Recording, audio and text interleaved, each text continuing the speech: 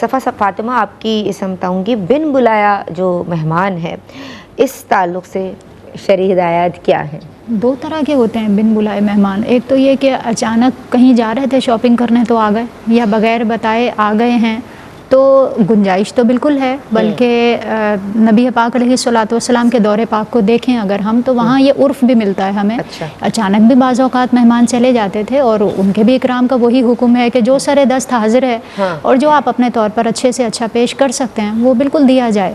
لیکن یہاں پر تھوڑا سا اس وقت کے عرف کو دیکھتے ہوئے یہ میں بات ضرور کہوں گی کہ اچانک آج کل اگر جاتے ہیں تو بعض اوقات میزبان کے لیے یہ مشقت کا باعث بن سکتی ہے بات.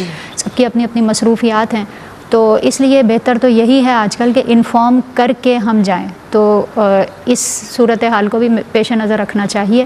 اسی طرح اگر ہم یہ دیکھتے ہیں کہ کارڈ پہ بعض اوقات لکھا ہوا ہوتا ہے 2 افراد یا ایک فرد کو بلایا، تو ہم یہ کنسیڈر کرتے ہیں کہ ہم ایک جا رہے ہیں لیکن ہمارے ساتھ 2-3 بچے جا رہے ہیں، تو یہ انفارم کرنا چاہیے اس صورتحال میں. کیونکہ یہ بھی ایک طرح سے بن بلائے ہی جانا کہلاتا ہے. جتنے افراد کو بلایا جائے اتنے ہی افراد جائیں، اور اگر زیادہ جائیں تو پھر انفارم لوگ کریں. لے کے جائیں، گن کے لے کے جائیں یعنی جتنا وہاں پر بچوں کو کہا گیا کنسیڈر ہے کریں. تو پھر اس بات کا خیال رکھنا چاہیے. بلکہ خود نبی پاک علیہ الصلوۃ والسلام نے اس کو کنڈیشنل کیا ہے کہ اگر کوئی شخص ساتھ جائے تو پھر اس کو انفارم کر دیا جائے. اور اگر صاحب خانہ منع بھی کر سکتا ہے، اس کا اپنا ارینجمنٹ ہے. یہاں تک بھی شریعت نے رہنمائی بیان کی ہے.